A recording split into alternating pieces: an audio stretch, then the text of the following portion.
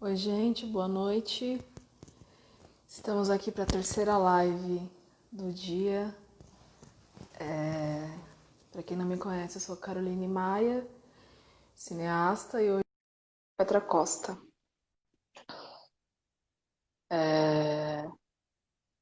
Hoje a gente vai receber, nessa terceira live, a artista visual Aline Mota. Oi, Aline.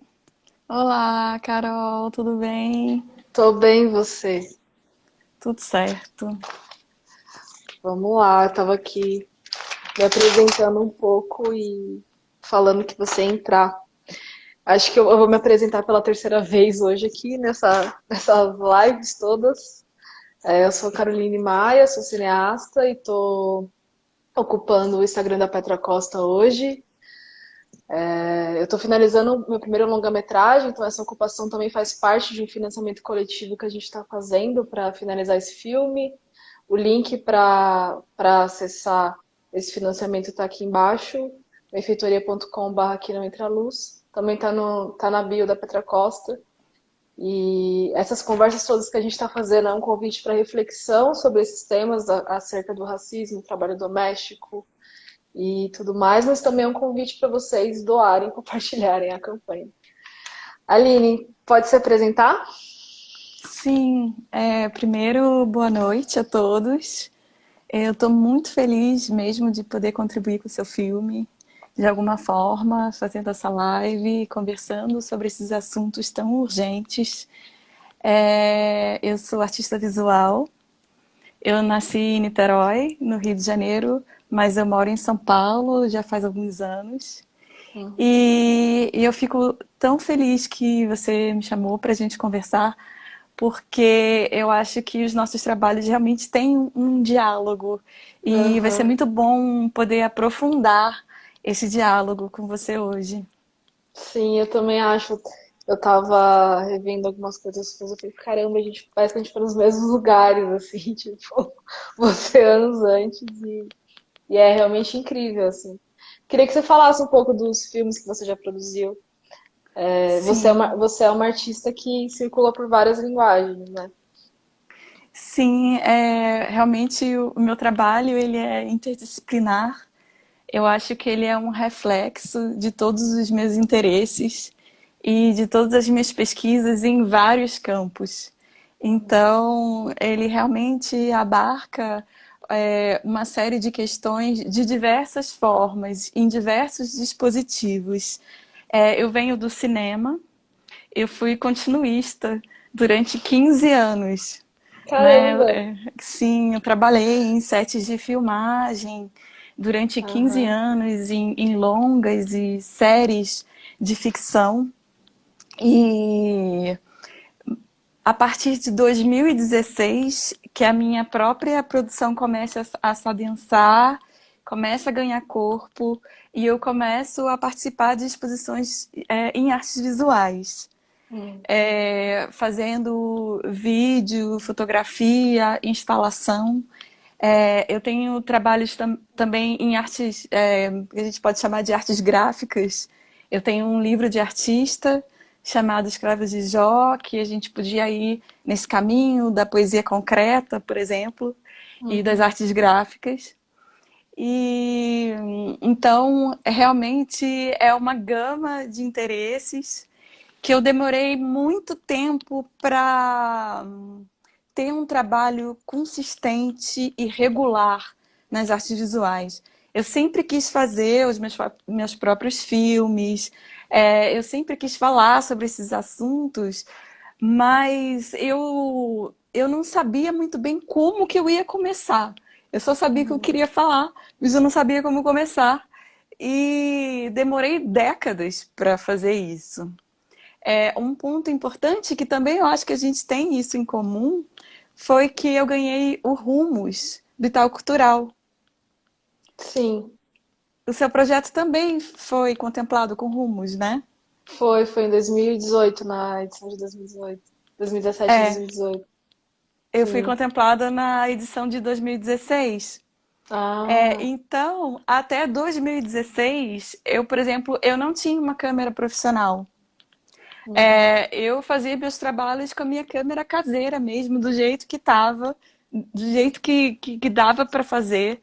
E só em 2016, para você ter uma ideia, né, que eu fui ter equipamento profissional a partir desse edital do Rumbus, que realmente, além de eu conseguir ter recursos financeiros, foi muito importante também que eu pude me dedicar integralmente à minha pesquisa.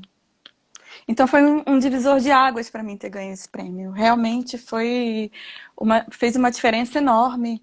E eu tinha, na época, 42 anos.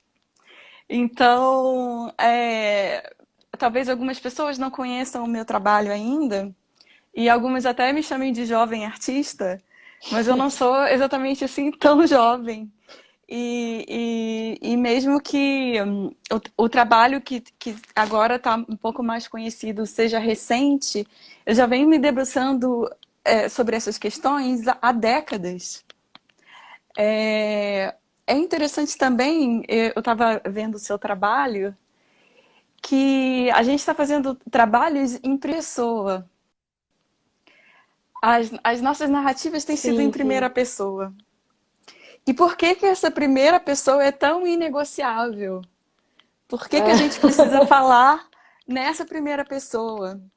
Porque, principalmente na literatura, eu vejo que algumas pessoas criticam essa primeira pessoa como um impulso narcisista de falar Sim. sobre si mesmo. Uhum. Só que eu acho que, no nosso caso, ele vem de uma vontade de que essa voz em primeira pessoa seja uma voz coletiva. E uma voz que foi silenciada durante séculos nesse país. Então, essa primeira Sim, pessoa, ela é sim. uma primeira pessoa muito firme, muito assertiva, porque chegou a hora da gente contar a nossa história. E Sim, não só contar a nossa história, mas com os nossos próprios termos, né? Nos nossos próprios termos. Como é que a gente vai levar adiante esse projeto artístico? Né? E quais as implicações de se levar um projeto artístico que é tão pessoal, que no meu caso está falando tanto da minha família, da história da minha família. Então, eu acho que é legal a gente começar a nossa Aline, conversa. tá travando um pouco aqui pra mim. Você pode esperar dar uma conectada, que eu não sei se tá.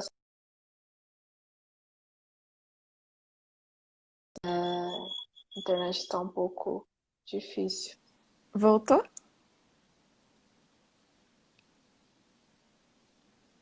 Voltou? Será que você sai e pede pra entrar de novo? Pode ser. Quer tentar assim?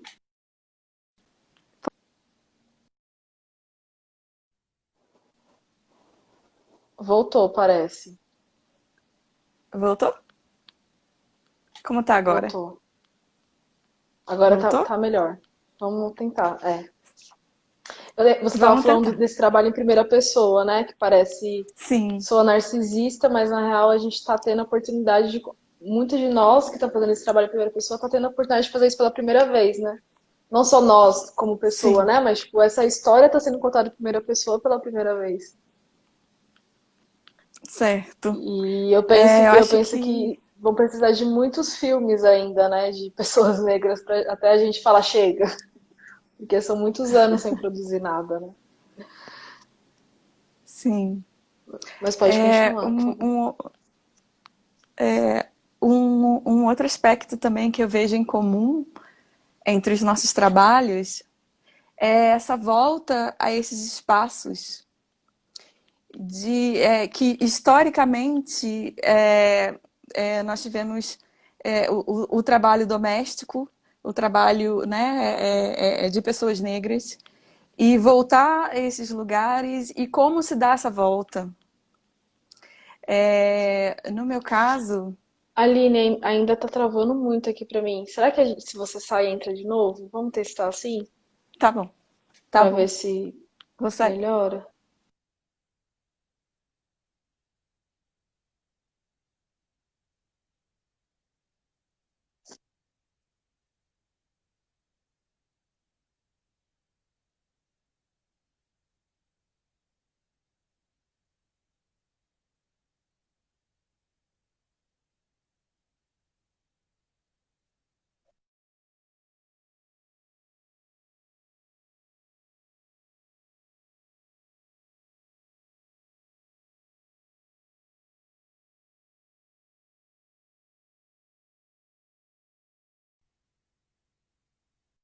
Aline?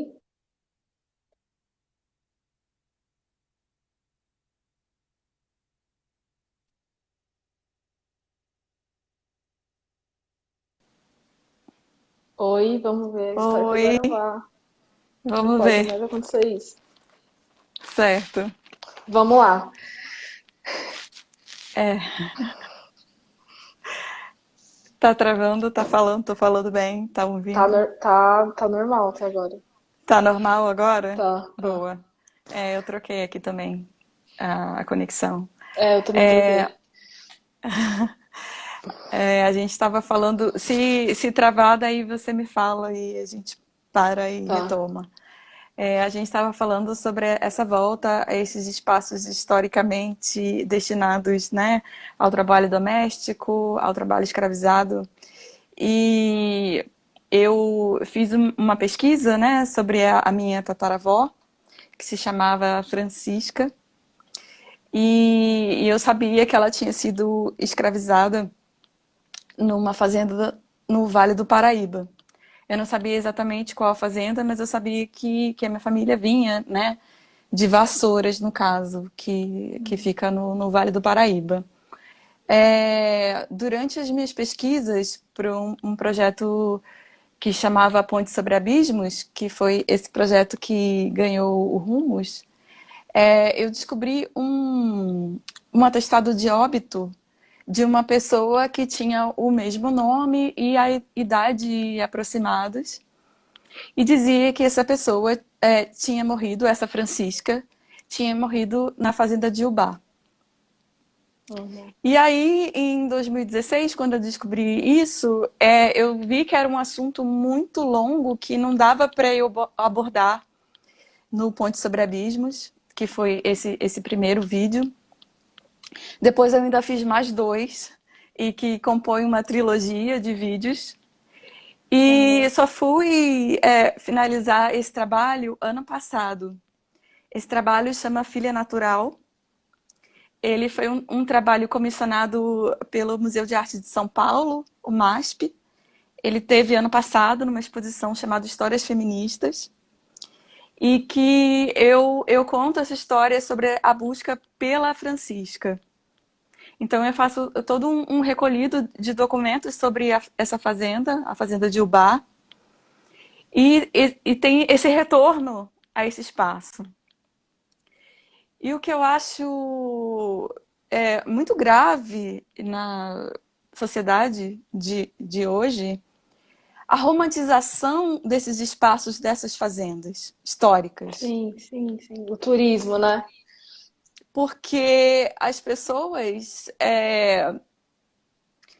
vão a essas fazendas, visitam as fazendas, tem pousada, tem casamento nessas fazendas, sendo que esses lugares foram campos de concentração com trabalho forçado. Uhum.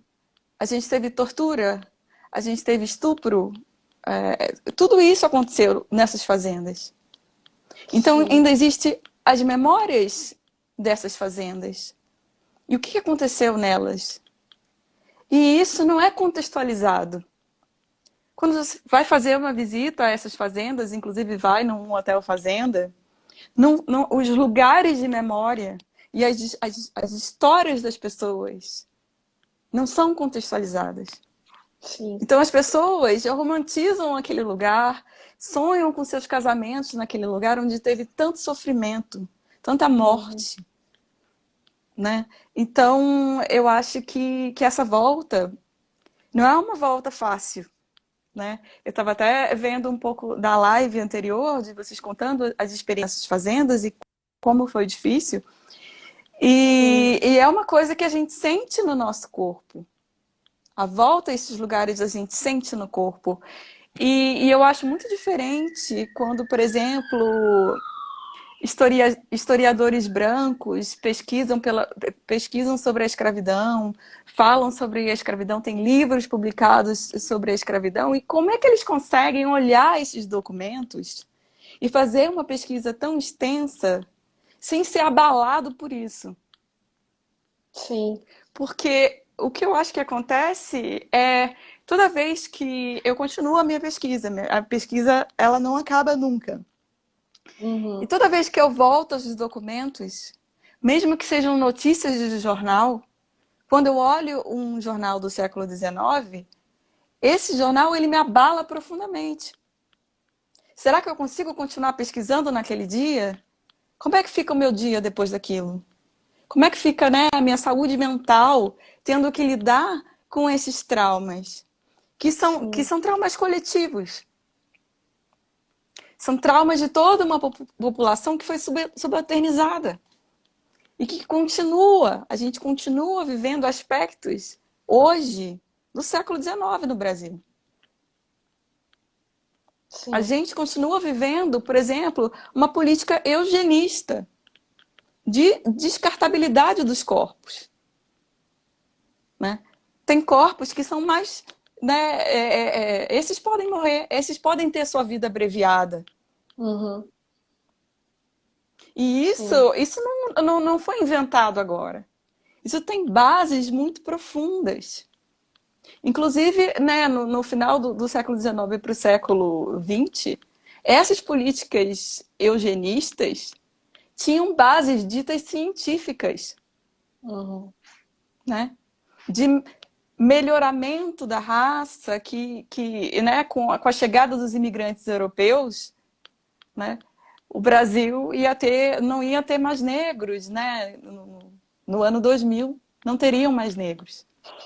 Né? Então, é muito sério a gente olhar para o passado, contextualizando o que aconteceu e por que a gente continua reencenando esses lugares. Por que os Sim. lugares são tão fixos? E Sim. por que é tão importante que a gente esteja falando? No Sim. caso do Filha Natural, desse meu trabalho, quem quiser pode olhar no meu site, tem fotografias e tem o início do vídeo. Eu trabalhei com uma líder comunitária lá de Vassouras, que se chama Cláudia Mamed. A Cláudia, eu tenho muito orgulho de dizer que ela foi votada a conselheira tutelar mais votada de Vassouras. Ela é uma pessoa incrível, uma pessoa maravilhosa, que eu conheci quando eu estive lá em 2016. E a gente fez esse trabalho que é tão interessante que a família dela permaneceu em Vassouras e a minha foi em direção ao Rio de Janeiro. Né? E fazendo trabalho doméstico, né? Trabalhando em Sim. casa de família. Uhum. Isso na virada do 19 para o século 20 e a família dela continuou lá. Então tem esse paralelo entre as nossas vidas. Então, se eu volto nessa fazenda com a Cláudia, que operação é essa que eu estou fazendo? Né? Porque não é uma troca de lugares. Ou seja, se a Cláudia está na fazenda, ela é dona dessa fazenda. Ela não é dona dessa fazenda. Né? Se ela está Jamais, lá né? revisitando esses lugares, olhando para esses lugares, será que ela consegue desestabilizar um pouco as narrativas? Uhum. Essa fazenda que a gente foi é uma fazenda que tem registro, né, de fotografia, tem registro iconográfico, teve visita de viajantes estrangeiros durante o século XIX, é uma fazenda muito importante. Então, é interessante quando a gente pensa nessa volta, que é uma volta simbólica, que é uma volta em busca de resposta, e é uma volta também em busca de transcendência. É em busca de formação de novos laços de parentesco, de Sim. novos laços familiares. Porque Uhum. se a gente não consegue encontrar, de fato, os documentos, né, sobre esses antepassados, por uma série de motivos, Vassouras, na verdade, é uma cidade que tem muita documentação histórica, E essa documentação está no IFAM da cidade. Tem inventários, testamentos, claro que dessa classe senhorial, mas processos também criminais. Então, é uma cidade que tem muita documentação, mas quem é que está olhando essa documentação? Né? Quem são os pesquisadores que conseguem se deslocar até Vassouras? Essa documentação não está digitalizada. Sim. E conseguem olhar para essa documentação que está no IFAM, e tem uma documentação também muito importante que está na paróquia de Nossa Senhora da Conceição. Em Não à Vassouras também? toa, sim, na paróquia, que tem todos os batismos, os óbitos e os casamentos. É um pouco chocante olhar esses livros e ver que existiam livros separados, né, para cativos e livres. Uhum. Então, só a experiência de ver que esses livros existem e a forma como esses batismos, casamentos e óbitos foram registrados, tudo isso abala muito uma pessoa que vai adentrar esse campo, que é Sim, sim. um campo antropológico, etnográfico, sociológico, mas como a gente trabalha com arte, é um campo artístico. Né? Como que a gente vai se mover com esses documentos? Ou melhor, como é que a gente vai fazer com que esses documentos Virem arte, tornem, né? né, tornem a se movimentar na história? Como Uhum. que eles vão ser lidos? Sim. Teve um problema que a gente encontrou na fase de pesquisa do filme, muito, muito grande, muito significativo também, simbólico, que era o fato de senzalas não terem sido preservadas. Por exemplo, senzalas que viraram banheiro, senzala que virou escritório, senzala que virou cozinha. A gente achava casas grandes com até a louça, né? Tipo, tava lá até a plaquinha, louça francesa do século X. Mas e a senzala? O que você sabe sobre essa senzala? Tipo, tá falando que tá sem som. O meu tá sem som? Você tá me ouvindo? Não, eu tô te ouvindo bem. Ah, Você tá me ouvindo? tô te ouvindo. Alguém falou que tá sem som. Certo. E isso é muito significativo, né? Do tipo, aí eu pirei, falei, como eu vou fazer um filme sobre senzalas se eu não tô achando as senzalas? E, obviamente, tem muitas senzalas, né? Enfim, ainda nesse caráter de turismo, algumas não foram preservadas de fato, são só ruínas e tal. Mas a gente encontrou senzalas para filmar, né? Só que essas senzalas que não foram preservadas, né? Como a gente mostra esse lugar que foi totalmente apagado? Não existe casa grande sem senzala, né? Então você chega numa fazenda com aquele casarão gigante, aí você pergunta onde estavam as pessoas que trabalhavam aqui, onde elas ficavam, gente? Não é possível que um lugar desse tamanho não tenha uma senzala, né? E aí, às vezes, as pessoas tentam contornar, falando, não, eles ficavam num lugar bom e tal, mas você sabe que é mentira, né? Você falando desse caso, de como esses lugares são esvaziados, eu lembrei de uma visita que a gente fez a uma fazenda em Vassouras também. Talvez a gente tenha até ido, talvez, na mesma fazenda, não sei. Não, perdão, foi em Bananal. E a gente foi filmar a senzala doméstica e a casa grande, né? E aí eu estava observando o guia turístico da fazenda, fazendo a visita, e ele disse assim, então, aqui embaixo ficavam os escravizados, e era bom porque no inverno eles ajudavam a aquecer a casa. Ficavam 250 escravizados aqui. E eu fiquei tipo, oh, como assim eles ajudavam a aquecer a casa? Eles eram obrigados a estar aqui de um jeito totalmente desumano e, enfim, e é muito problemática, né? Como tem pessoas que ainda conseguem pegar essa narrativa violenta e esse crime e transformar isso tipo, é quase como o lado bom da pandemia, né? Tipo, qual que é o lado bom da pandemia? Não existe um lado bom da pandemia. Enfim, É, e- mas pode completar. sim, né, essa romantização das fazendas, né, dessas fazendas históricas, e que lugares foram preservados, né? Isso é muito importante que você falou, de senzalas que foram demolidas. Nessa fazenda que eu fui, é, ela tem uma cerca muito específica e muito bem cuidada até hoje. E essa cerca que você consegue, na verdade, por sobreposição, entender que fotografias que foram tiradas exatamente nessa cerca.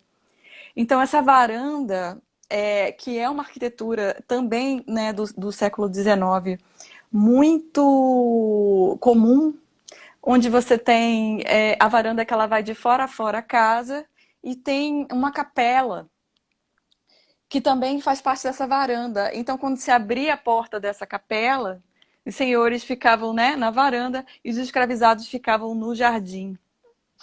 Então, essas relações arquitetônicas são muito fortes, né, quando a gente percebe como se dava o controle desses escravizados. Então, no caso dessa fazenda, você tem essa varanda, e essa varanda, ela dava para o terreiro de café. E a senzala era uma senzala em quadra, ou seja, ela também, né, fazia uma volta em frente à Casa Grande. Era muito próximo. Antes de eu ir até essa fazenda, eu estudei um pouco, olhei tudo que tinha na internet, inclusive eu usei o Google Earth para poder fazer os estudos para ver se as montanhas que apareciam nas fotografias, se elas casavam, se era naquele lugar mesmo. E os donos anteriores, eles transformaram o terreiro de café em quadra de tênis. E a senzala, ela foi demolida, mas como o chão era de pedra, fica em frente ao terreiro e eles fizeram uma espécie de caminho onde era a antiga senzala. Mas você consegue perceber, né, essa arquitetura. E era tão próximo essa varanda do terreiro e o terreiro da varanda. Ou seja, o senhor podia vigiar, né, o que estava acontecendo. Sim. E também os escravizados também viam, né, de alguma forma, o que estava acontecendo, pelo menos nessa varanda da Casa Grande. Então, essa troca de olhares, né, foi uma coisa que tem muito nesse meu trabalho no Filha Natural. Que é como eu te falei, se eu volto nessa fazenda, certamente eu não sou a dona dessa fazenda, nem a Cláudia. Mas como que a gente consegue desestabilizar essa narrativa? Sim. Se a gente consegue desestabilizar um pouco esses espaços, né? Desromantizar um pouco essa história, né? Desses lugares onde aconteceram atrocidades que estão completamente descontextualizadas. Se você tem, se você está fazendo uso, né, de um terreiro de café como quadra de tênis, o que isso quer dizer sobre a nossa sociedade hoje? Sobre os Sim. lugares de memória da nossa sociedade hoje. Por que é tão difícil que as pessoas, né, reconheçam que existe racismo? Né? Para mim, para você, é evidente, é óbvio que existe. Uhum. Mas será que essas pessoas que, né, que vão passar férias nos hotéis fazenda, será que elas se dão conta, né, do que aconteceu nesses espaços? Sim. Eu acho que a gente tinha falado um pouco na live anterior, que você citou agora. Eu acho que é uma sensibilidade que talvez só corpos negros sintam, né? Quando a gente entra numa senzala, entra numa fazenda e você começa a observar aquele lugar e entender que pessoas parecidas com você, iguais a você, estavam ocupando aquele lugar de um jeito servil e de um jeito bastante violento naquele contexto da escravidão, acho que talvez seja uma sensibilidade que só corpos negros sintam, assim. A gente, no meu processo de pesquisa, a gente esteve em fazendas onde os donos da fazenda falavam, não, aqui os escravos não sofriam, eles eram bem tratados, isso não existia aqui. E é muito louco como eles acreditam nessa narrativa, assim, de que as pessoas não sofriam no contexto de escravidão, assim, como é difícil tirar a informação deles, assim, porque eles se protegem muito, né? Eles protegem muito a história da família deles. Eles não revelam tudo. E aí eu tinha sempre que ficar, tipo, tentando ou olhando coisas meio escondidas para ver se eu encontrava pistas que eles não estavam me dando, né? Como fotografias, documentos da família e tal. E quando a gente esteve em Ouro Preto, gravando lá, a gente foi lá no lugar que tem vários inventários, né? Porque eu estava tentando, procurando como os donos de escravizados listavam eles em inventários. E era muito assustador achar, sei lá, tipo, 5 cadeiras, Francisca, uma cama, enfim, isso na lista de objetos da casa, assim. E em Ouro Preto eu sinto que existe ainda mais esse disfarce, assim, porque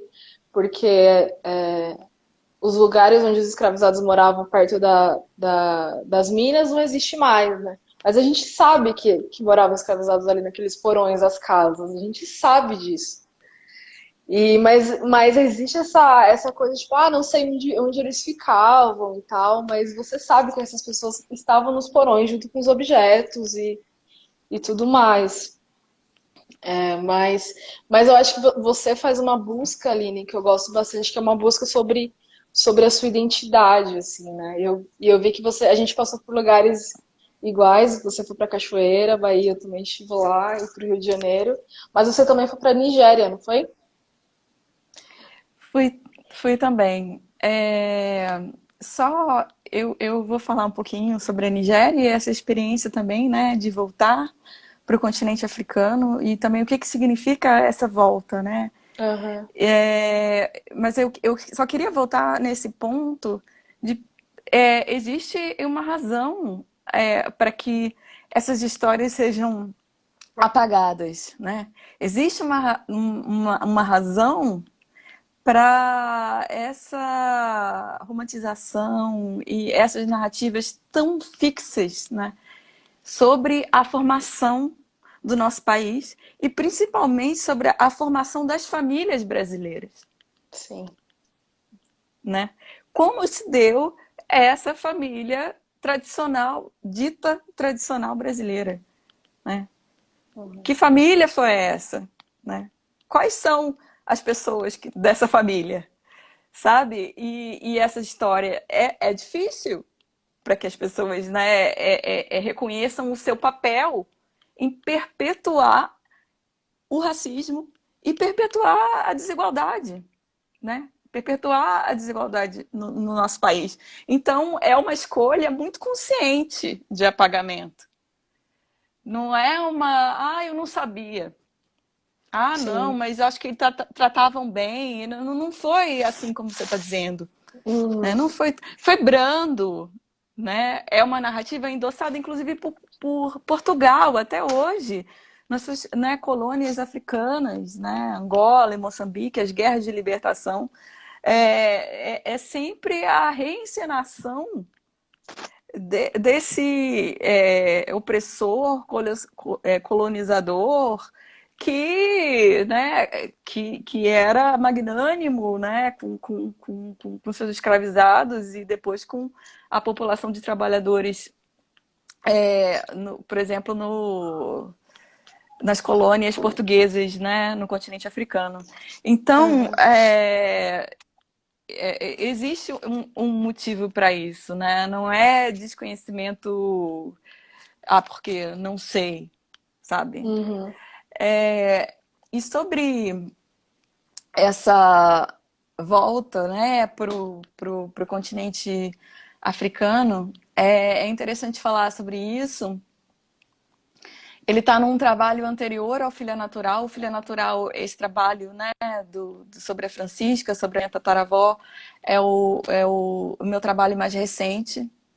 Mas os outros três anteriores, que veio dessa, eles vieram dessa pesquisa do Rumos. Uhum. E essa pesquisa do Rumos, ela tinha 4 etapas.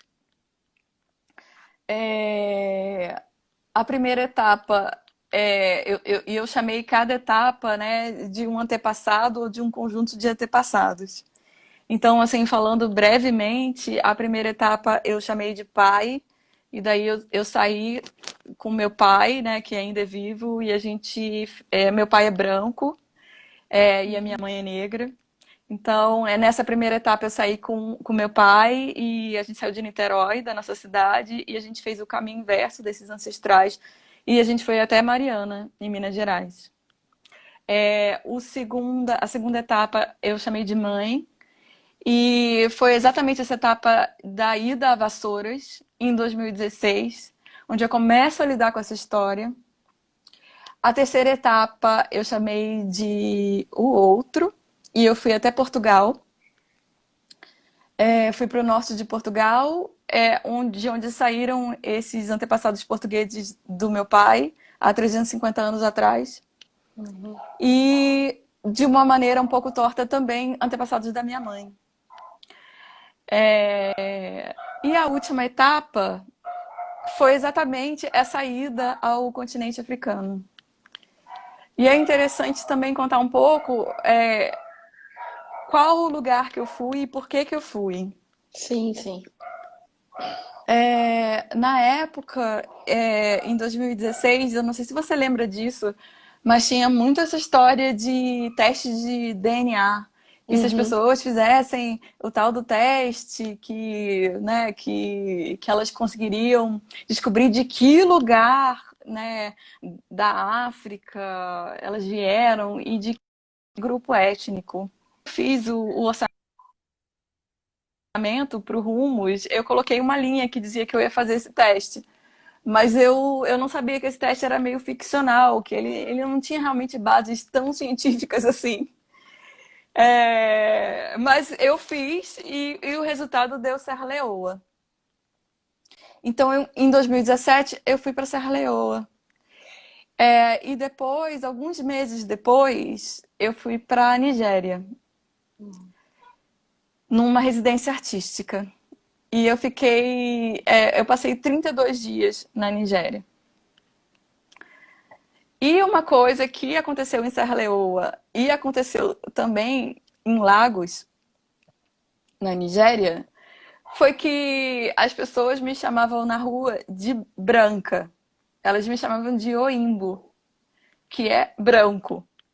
E Hum. era Oimbo para tudo quanto é lado. Oimbo, Oimbo. E em Serra Leoa me chamavam de Pomói, que também quer dizer branco. E eu vou confessar que isso foi um pouco chocante. Eu realmente não esperava isso. Mas eu acho que eu já estava muito mais branca, né? Eu já tinha, né? A minha família passou por um processo de embranquecimento tão radical que Sim. na Nigéria as pessoas me chamavam de Oimbo, de branca, de estrangeira, uma pessoa que como se ela não tivesse qualquer conexão com aquele lugar. Uhum. Então, o Outros Fundamentos, ele fala exatamente desse sentimento de não pertencimento, de você sentir que você não pertence ao Brasil, mas também essa volta, né, talvez não seja exatamente da maneira que você imaginou. E que talvez a gente precise, né, fundar outras bases para retomar esse diálogo, que é um diálogo que ele nunca cessou. Mas talvez agora ele possa ser construído em novas bases. Então, por isso, tem esse nome de Outros Fundamentos. E fundamento, a gente sabe que é uma palavra também usada em sentido religioso, que são os fundamentos de uma casa, fundamentos de um terreiro. Uhum. E representam também essa vontade como eu disse antes, também de transcendência, né? De buscar esses novos laços, de buscar esses novos vínculos.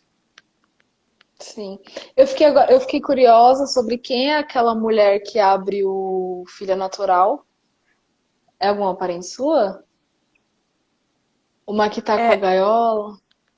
então, essa é a Cláudia, É que eu a estava Cláudia. conversando. É a Cláudia Mamed, que eu estava conversando antes, que é conselheira tutelar em Aham. Vassouras, João Nogueira. A família dela é uma família muito importante na cidade. Tem o irmão dela, Luiz Carlos, que refundou o Jongo Renascer. Uhum. Então, é uma pessoa com uma história incrível. O Filha Natural é uma vontade de, como eu falei, restabelecer esses laços, mesmo que seja num nível espiritual, num nível transcendente, Sim. Uhum. de volta e de conexão. E voltando a falar um pouco dessa coisa de fazer um filme em primeira pessoa, você já sentiu alguma resistência, assim? Porque quando eu decidi fazer o Aqui no Entra Luz, de forma nenhuma eu ia me colocar no filme, eu tava super, não, esse olhar super distante, eu vou conseguir fazer um filme distante, vai funcionar e tal. Eu ia colocar super na boca de outras pessoas, né? Essa história toda, de pesquisadores, as próprias trabalhadoras domésticas e tal. Mas chegou uma hora que não deu mais pra eu fingir que eu não tinha nada a ver com essa história, né? E acho que fazer um filme em primeira pessoa não é fácil, assim. Acho que é um processo onde você tem que se entregar muito mais do que você já se entregaria habitualmente para um trabalho seu. E que também e também é muito sensível porque envolve pessoas, né, que você ama, pessoas da sua família, né? Eu, por exemplo, precisei da minha mãe para eu começar esse processo de começar a me colocar no filme. E minha mãe foi resistente, ela não quis me dar entrevista, inclusive ela tá vendo na live aqui agora.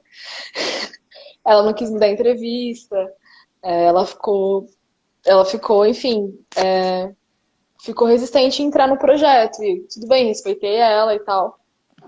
Mas ela me permitiu usar fotografias dela, fotografias da família e tal. E esse é um processo muito, muito doloroso, né? Porque eu tive que revisitar episódios que não queria, mas que para fazer o filme que eu entendo hoje, que é o filme que eu gostaria de fazer, eu precisei fazer isso, assim. Eu não pude me desvincular dessa história. Eu sou filha de trabalhadora doméstica, sou de família onde tem várias trabalhadoras domésticas, e o fato de alguma forma ter quebrado esse ciclo é uma coisa muito simbólica também, né? Como é que foi pra você se entrar nesse processo, assim, como Aline? Realmente, como você falou, é muito difícil. No caso do Ponte sobre Abismos, era muito, inclusive, era muito difícil construir essa narração. No caso da narração, é quanto que eu ia revelar, né, dessa história da minha família, como que eu ia abordar isso e como que eu ia honrar a história de vida dessas pessoas. E uma coisa que tem me dado muito alento é pensar que esses nossos antepassados, esses nossos ancestrais, eles sonharam com esse momento hoje. Eles sonharam que a gente ia estar nessa live conversando sobre esse assunto. Eles tinham esses projetos de liberdade, de emancipação, né? Então, eu imagino que era isso que fez com que eles continuassem vivos. Porque você continuar vivo numa situação dessa, você precisa de muita força. E você precisa sonhar muito. Então, eu imagino que era isso que eles sonhavam. Eles sonhavam com um dia, né, que uma geração inteira pudesse contar essa história. pudesse honrar a história de vida deles, a sua trajetória, né? Que é uma trajetória, né, de opressão, de sofrimento, mas é uma trajetória de muita resistência e de muita força.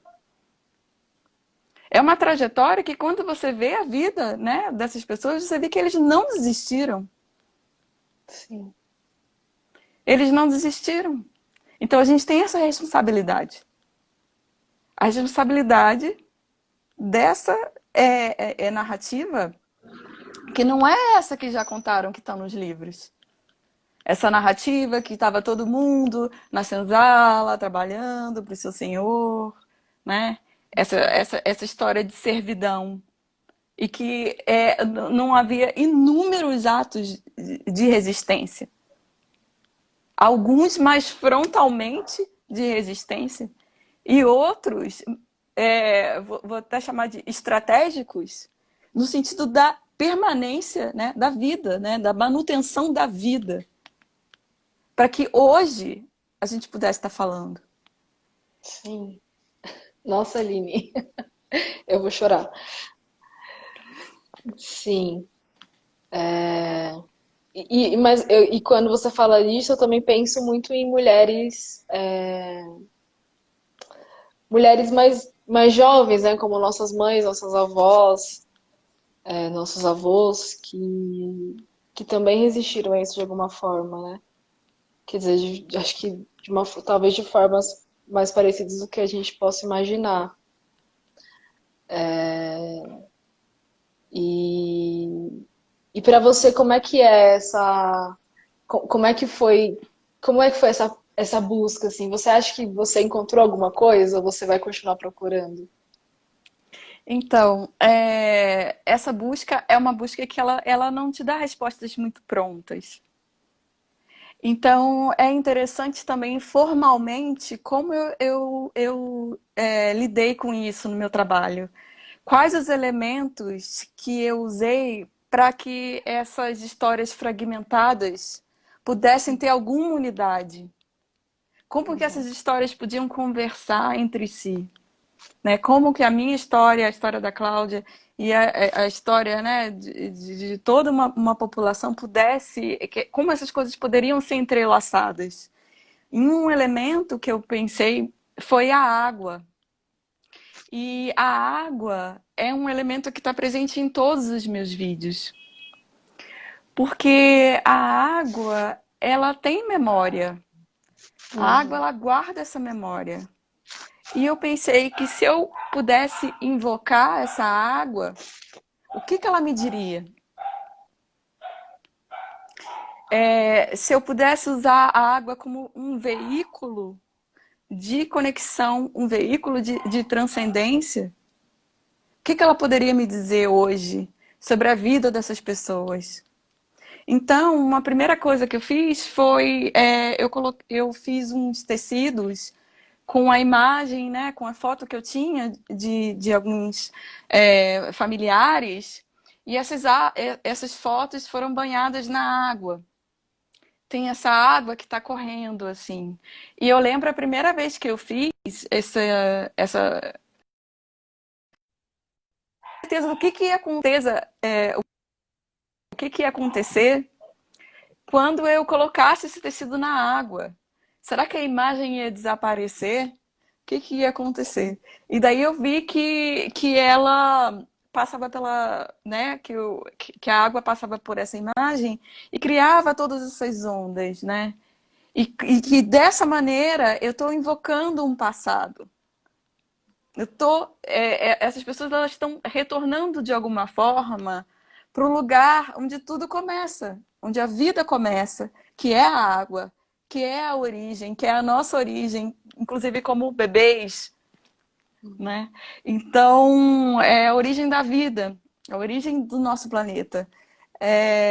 Então, eu usei, né, desse elemento exatamente para fazer a conexão entre a minha história, a história desses antepassados e o Oceano Atlântico, né? E do outro lado, né, o continente africano. E com esse entrelace de elementos, né, da natureza e da vida, foi uma unidade, uma espécie de unidade que eu consegui para poder juntar todos esses fragmentos e que esses fragmentos pudessem fazer sentido, não de uma maneira objetiva, ou seja, eu encontrei o tal documento e tal lugar, né? Mas de uma maneira que está no campo do inconsciente, né? Uhum. A água também é muito vista como um retrato do inconsciente. Então, foi uma maneira de contar essa história e de unir esses fragmentos. Que lindo. E conta pra gente, a gente tá chegando nos últimos minutos da live. Queria que você contasse onde a gente encontra o seu trabalho, porque seu trabalho é muito lindo e, enfim, a gente poderia fazer várias outras lives. Adorei te ouvir falar. Que bom. Teria aberto no Museu de Arte do Rio a minha exposição individual no dia 21 de março. E Uhum. o público do Rio de Janeiro ia ter a oportunidade de ver 3 trabalhos meus em vídeo montados numa única sala, com 6 projeções. Então ia ser realmente um mergulho nessa trilogia, né? Um mergulho muito que teria sido muito incrível, né? Mas quem sabe, né? Em algum momento essa exposição ela pode Sim. voltar e as pessoas poderiam estar nesse espaço tão grande com essas telas de 5 metros cada uma. Então seria assim um espaço bem imersivo e de reflexão sobre esses assuntos. Mas enquanto não abre essa exposição, eu estou participando da Bienal do Mercosul, que também está online.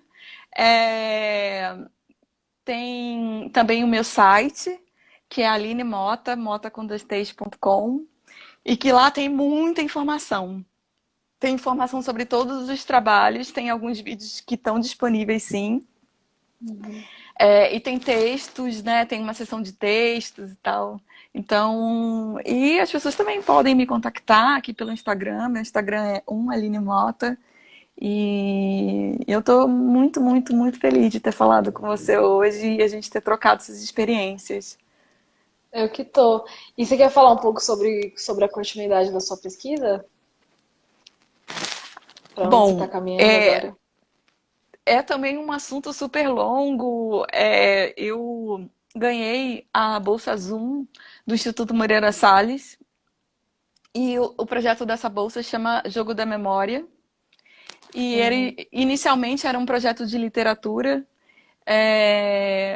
e aos poucos ele foi se transformando também num livro de artista, que eu espero que um dia seja publicado, editado, e também fala sobre a virada do século XIX para o século XX, só que diferente do Filha Natural, que era esse contexto mais rural de Vassouras, eu estou falando sobre um contexto urbano que é do centro do Rio de Janeiro.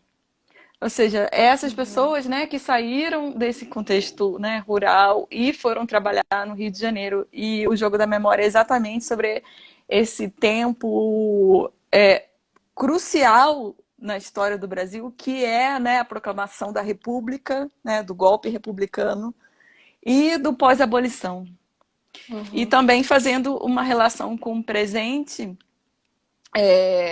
que o Jogo da Memória também fala muito sobre uma espécie de elaboração do luto que eu faço, que aconteceu com a morte da minha mãe. Então, eu estou tentando interligar esses assuntos, Curiosa, né? Esses curiosa, vai assuntos, ficar né? lindo. Ele já está pronto, tomara que ele seja realmente editado, que as pessoas possam encontrar esse livro nas livrarias, sabe? Porque o acesso, né, que a gente tem às artes no Brasil, realmente é uma coisa muito, muito difícil, né?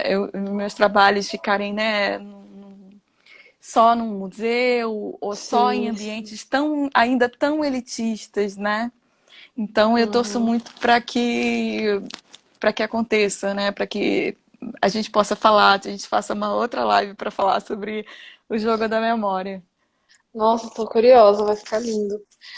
Bom, eu quero encerrar convidando vocês para conhecer o trabalho da Aline, que é maravilhoso no site dela e no perfil dela do Instagram. E também para visitar a página da campanha do filme, que está aqui fixado nos comentários e que você também pode encontrar aqui no perfil da Petra Costa. A gente está fazendo essa campanha para conseguir finalizar o Aqui Não Entra a Luz, que é o meu filme, onde eu dirijo e roteirizo. E é um documentário que investiga o trabalho doméstico a partir da relação da senzala com o quarto de empregada. A gente tem previsão de lançar ele ano que vem, se tudo der certo. E a gente conta muito com a ajuda de ajuda financeira das pessoas para a gente conseguir finalizar esse filme e levar essa discussão para mais pessoas para que a gente consiga discutir esse assunto que é tão urgente. Aline, muito obrigada. Essa live vai ficar salva aqui no feed. Quem quiser compartilhar e ver mais uma vez, fica à vontade. Até eu vou ver de novo. Muito obrigada, muito boa sorte com o seu filme. Vai ser lindo demais. Lindo demais quando ele for lançado. Tô orgulhosa de você. Obrigada, obrigada. Ansiosa. Te mantenho Beijo. informada. Beijo, Aline. Tchau. Beijo. Tchau. Tchau, gente. Obrigada pela presença.